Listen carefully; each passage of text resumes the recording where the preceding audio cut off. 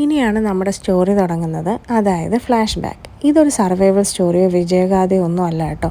ഞാൻ ആ സമയം എൻ്റെ ലൈഫിനെ എങ്ങനെ ഫേസ് ചെയ്തു എന്നുള്ളത് മാത്രമാണ്. ഞാൻ ഫൈനൽ ഇയർ കയറുമ്പോഴും അച്ഛൻ ഫൈനൽ ഇയർ പാസ് ഔട്ട് ആവാറാവുമ്പോഴാണ് ഞാൻ പ്രഗ്നൻ്റ് ആവുന്നത്. കോവിഡ് സമയം. അപ്പം തന്നെ കിട്ടി നമ്മുടെ പി കിറ്റ്. പ്രഗ്നൻ്റ് ആകുമ്പം അത് കയറിയിരിക്കുന്നത് ഒരു പ്രത്യേക സുഖമാണ്.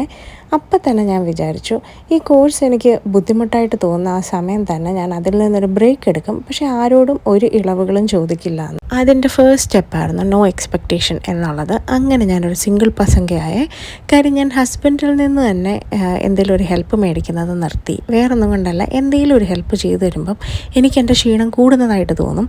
അതങ്ങനെയല്ലേ, ചാരാനൊരു തോള് കിട്ടുമ്പോൾ ക്ഷീണം കൂടും എന്നാരോ പറഞ്ഞിട്ടുണ്ട്. ഇങ്ങനെയൊക്കെയാണേലും കൺസിഡറേഷൻസ് നമ്മളെ എപ്പോഴും ഹാപ്പിയാക്കും അല്ലേ. ഈ കൺസിഡറേഷനും ഹെൽപ്പും രണ്ടും രണ്ടാണല്ലോ. ശരിക്കും പ്രഗ്നൻസി സമയത്ത് നമുക്ക് ആവശ്യം ജസ്റ്റ് കൺസിഡറേഷൻസ് മാത്രമാണ്.